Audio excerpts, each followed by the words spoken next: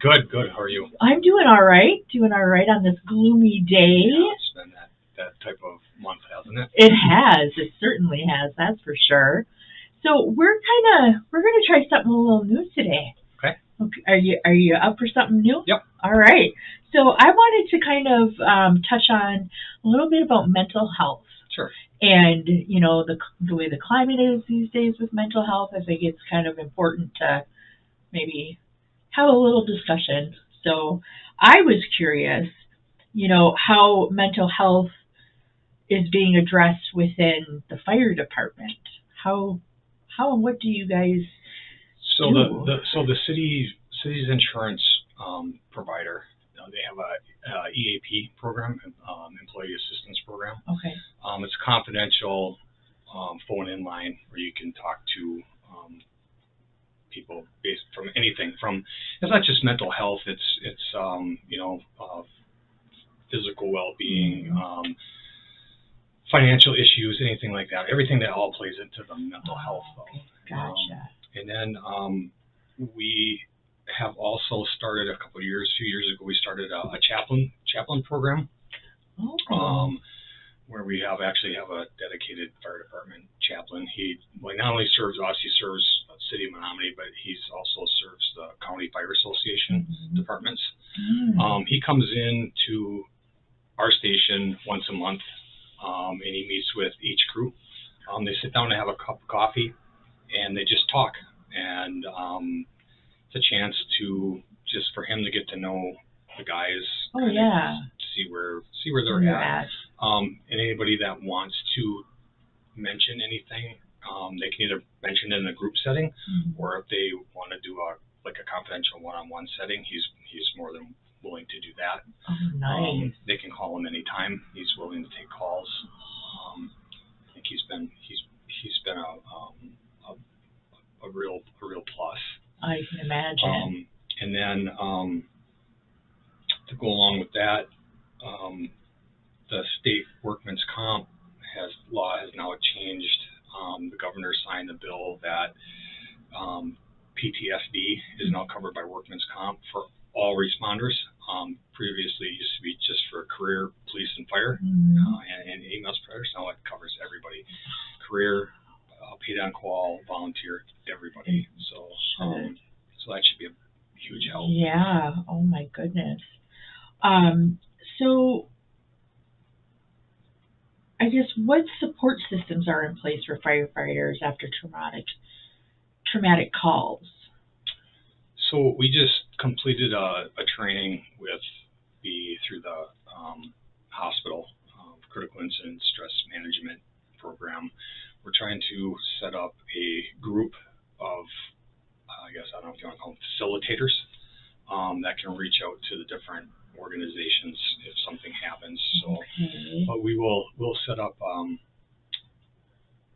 like when the chaplain comes in, he kind of does like a diffusing. It's kind of like an immediate talk just to get the process going. Right. And then a day or two later, we can set up a formal debriefing where we'll bring in mental health experts that'll kind of lead a conversation. Yeah.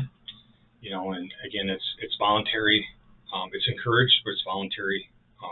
People, if they want to talk, they can talk. The thing that's important about it is their presence, and anything that they have to offer can really help somebody else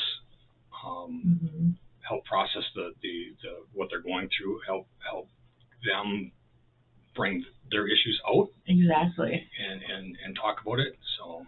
Oh wow, that's amazing. That's so cool. So how has the culture of firefighting changed over the years? With respect to mental health, that's really come to the forefront of everything. I mean, there's a super high rate of suicides in the public safety community. I don't have the statistics offhand, but there's way more than what there should be. Yeah, well, there shouldn't be any, Well, you strive for none. Yeah, I mean, it's all a tragedy, but it's just, Yeah. to get to that point where you've seen so much or dealt with so much that's the best option that you feel is really, it's a sad thing. Mm-hmm. It really So they're is. trying to really focus on that, and the whole thing is prevention. So. Right. Oh yeah, prevention. So, wow, I just love that you've got it all covered. To me, it seems like I mean, the city offers, your insurance offers, and the chaplain coming. I mean, do you think there's anything more that should be done? There's always something more that can be done. It's just finding that, and it's all about timing. And one of the big things is, should we do it? Shouldn't we do it? As far as like the debriefings and stuff like that, right. when to do it, and you don't want to do it too soon, you don't want to do it too late. And this is it's relatively new to me, mm-hmm. so we're still trying to feel our way through it. But there's a lot of people that have already been through the process, so that they're a good sounding board. That's awesome. Well, I want to say thank you. I don't think I have those were my only questions for you regarding mental health within the fire station. So, is there anything that you want to talk about? Well, to get off to sign off on the mental health thing, anybody that's out there, that's regardless if they're in public safety, private sector, whatever, if they're having difficulties, please reach out. Like I said, the people in the fire service have gotten to where they feel that world is better out without them, or they're better off without the world. It's not the case. Somebody out there depends on you. Somebody out there loves you. Somebody out there cares. The world is not a better place without you in it. Exactly. So I appreciate you kind of touching on or talking to me about this. It's a sensitive topic. So, but another topic I kind of want to veer to really quick is the water. With all of the snow and it's all melting, I mean, what are you seeing? We had a meeting, and when I say we, I want the Marinette fire chief and emergency management and myself met with the dam operators at Eagle Creek hydro dams, and there was a lot of rumors flying around that the dam was in imminent danger of collapse, and there's an imminent threat of flood. We spoke with them yesterday. They are fairly confident that they are on top of the situation. They're not experiencing any issues with their equipment. Good. They have not exceeded their capacity. Matter of fact, when we were meeting with them, they were kind of showing us how they gauge everything, and they showed us how they were actually kind of trending down a little bit, where they were actually able to partially tweak one of the gates. Oh, wow. So that, but they still have capacity there. And then the spillways, which they say is a huge thing for them, are not even in play at this point. So there's not even any water going over the spillways. So that's a good thing. Wonderful. And we actually took a walk out. They took us out on the dam just to get an idea of how much water is going through, and they said there's something like 31,000 cubic feet of water going through the dam per minute. Oh my gosh. Which I can't remember. We'd have to do the math. It's like almost 10 million gallons a minute of water that are flowing through.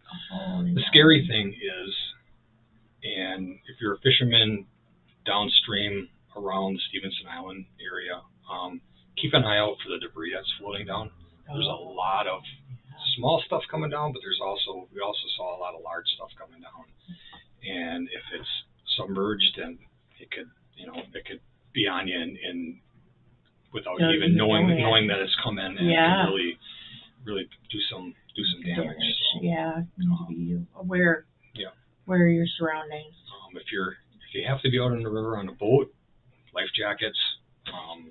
You know, it's been a few years now since we had a tragic drowning incident out there, and a near drowning during the fishing season. So, Yeah.